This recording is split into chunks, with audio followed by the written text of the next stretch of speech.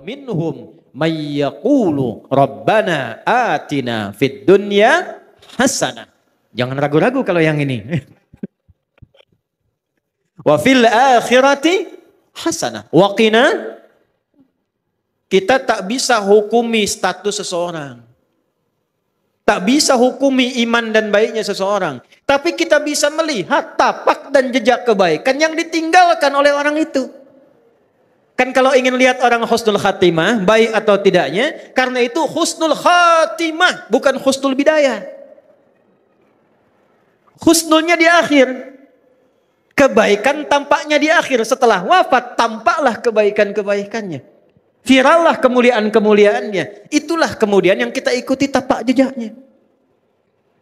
Maka bagaimana menjadikan semua nilai kebaikan itu punya nilai di akhirat? Karena nanti, mohon maaf, ada orang pun ahli dunia tapi baik. Jangan salah. Ahli dunia tapi baik. Cuman sayang kebaikannya tidak disiapkan untuk akhiratnya.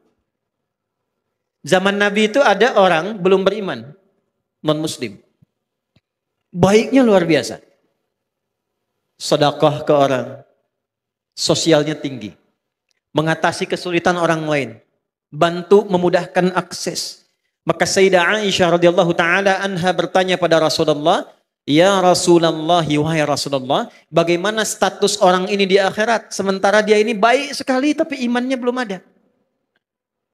Maka turunlah Quran surah ke-25 ayat ke-23. Wa qadimna ila ma 'amilu min 'amalin faj'alnahu haba'an manthura. Wa qadimna na'nya li ta'zimin nafsi fi ta'zimin sya'ni. Menunjukkan keagungan Allah pada sesuatu yang sangat penting. Jadi kalau kita terjemahkan dengan tafsir, demi keagunganku dan keadilanku, aku berikan balasan untuk dunianya. Tapi di akhirat dia tidak bernilai. Jadi kalau ada orang berbuat baik untuk dunia, tapi dia tidak siapkan untuk akhiratnya, keadilan Allah menjawab dan membalas kebaikan dia itu di dunia. Tak adil kalau Allah balas di akhirat. Sebab dia berbuat baik dengan hukum dunia, maka Allah balas pula dengan hukum dunia. Tuh. Baiknya karena dunia, maka diangkat orang itu. Disebut-sebut orang itu. Disanjung orang itu. Ada pula yang mendoakan. Tapi kalau tidak ada kunci akhiratnya, di akhirat kebaikan itu hanya akan menjadi debu yang berterbangan. Detil Al-Quran. Debunya terbang. Kalau terbang kan tak bisa ditimbang. Kalau debunya hinggap, masih ada berat. Tapi kalau debunya terbang, bagaimana menimbangnya? Maka kunci pertama, bagaimana kita menyiapkan bekal ke akhirat tanpa meninggalkan dunia. Yang pertama, rubahlah rutinitas dunia kita menjadi ibadah. Satu. Maka berubahlah perbuatan kita dari sekedar rutinitas amal, punya sifat ibadah namanya soleh. Maka amalnya berubah menjadi amal soleh. Setiap amal yang menjadi soleh, maka dia punya sifat baru namanya hasanah.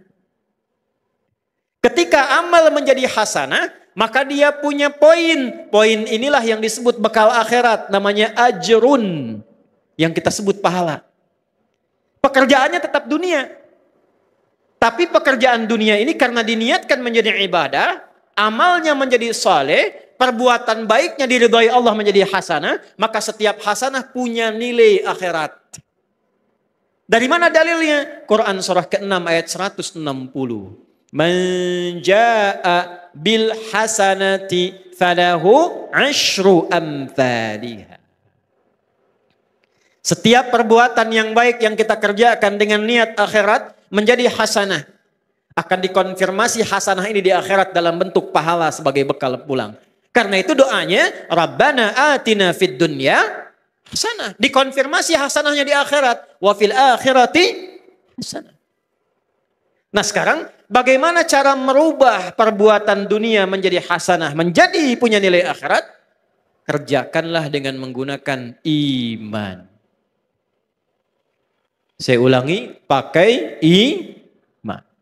Itulah yang menjadikan hampir kata-kata amal soleh dalam Al-Quran didahului oleh kalimat iman. Contoh, surah 103. Wal 'asr. Innal insana lafi khusr. Illa alladhina amanu wa amilus soleh. Jadi kalau ada iman, sudah pasti perbuatan kita itu dibimbing iman jadi amal soleh. Bukan sekedar amal. Kalau amal saja belum tentu soleh, jadi dunia. Ini gelas untuk minum. Diisi air, kemudian kita minum. Minumnya pakai iman. Maka minum itu amal, meminum menggunakan iman berubah amal menjadi soleh. Minumnya fungsi menghilangkan haus. Imannya menjadikan aktivitas minum punya nilai ibadah. Dituliskan 10 pahalanya. Jelas? Yuk kita detilkan ya. Kita detilkan. Pelan-pelan. Rubah kegiatan dengan menggunakan iman. Bapak Ibu kalau ingin mau cek, semua fungsi tubuh kita ketika disebutkan dalam Al-Quran, itu umumnya disebutkan imannya dulu, baru fungsi tubuhnya. Jadi kita ini melihat saja sekarang, itu pakai iman Bu. Kalau ingin dapat pahala akhirat. Jadi urusan melihat saja ini ada pahalanya. Urusan bicara pun ini ada pahalanya. Kapan melihat berpahala? Kapan berbicara melahirkan pahala untuk bekal akhirat? Ketika melihat, berbicara, mendengar menggunakan iman. Saya tanya ibu sebentar. Bu, apa fungsinya mata? Tuh, salah kan? Mata bukan sekedar melihat. Kalau melihat saja, itu fungsi dunia, tidak beda dengan hewan. Kambing melihat. Kambing melihat tidak? Melihat. Ayam melihat. Elang melihat. Mata elang lebih tajam dibanding mata kita. Elang di udara, anak ayam kelihatan. Ibu naik Garuda, anak sendiri tak tampak. Hah? Tapi mata kita dihisab, mata elang tidak. Karena itu, karena hisab adanya di akhirat, maka hukum akhirat kita pakai, melihatlah pakai iman. Dari mana rumus melihat pakai iman? Laki-laki Quran surah ke-24 ayat 30, perempuan ayat 31-nya. Imannya disebutkan, baru fungsi matanya. Qul lil mu'minina yaghuddu min absarihim. Qul katakan Muhammad, viralkan. Bahasa sekarang viralkan tuh, viralkan. Ya, karena orang sekarang senang yang viral. Ya. Kalau Nabi sudah sampaikan, sudah kita like and subscribe saja. Tidak usah banyak komen, tinggal viralkan. Qul lil mu'minina, Muhammad katakan, viralkan pada pria-pria yang masih merasa punya iman. Awas loh. Bentuknya, awas hati-hati. Isim fa'il dalam bentuk maf'ul, kata benda, bukan kata kerja. Allah tidak mengatakan qul lil ladzina amanu. Allah tegaskan kullil mu'minin. Ketika ada objek, ya, kita yang diminta ini, objek itu kita.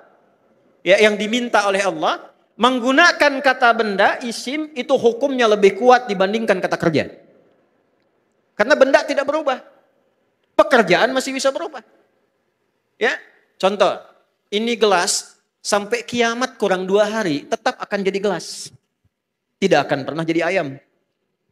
Karena benda.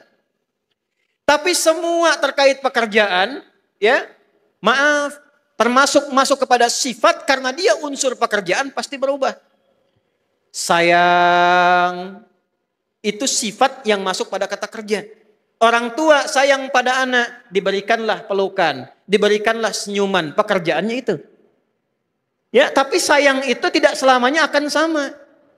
Coba ibu saya tanya. Suami ibu dari awal nikah sampai sekarang sayangnya sama enggak? Ah, kencang tuh. Tidak. Ke masjid itu berangkat pekerjaan. Bisa ada orang semangat, bisa ada orang lambat. Tergantung motivasi. Tapi kalau benda tidak berubah. Maksudnya apa? Ini sepanjang mata masih tetap jadi mata. Bagi orang beriman fungsinya tidak akan berubah. Apa fungsinya? Yaghuddu min absarihim. Imannya akan membimbing matanya hanya untuk melihat apa yang dibenarkan oleh imannya. Bila kata imannya ini tak baik, maka ghaddul basar. Kata imannya palingkan.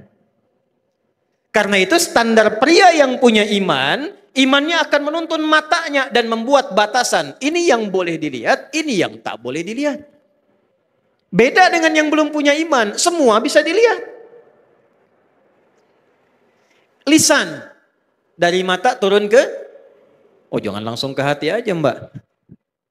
Dari mata turun ke lisan, ke mulut nih. Apa fungsi mulut? Mulut ketika disebutkan di Quran, imannya dulu disebut baru lisannya. Ya ayyuhalladzina amanu, imannya dulu. La yashar qaumin qaum. La yaghtab ba'dukum ba'da. Nabi kuatkan, man kana yu'minu billahi wal yaumil akhir, imannya dulu. Falyakul khairan aw liyas.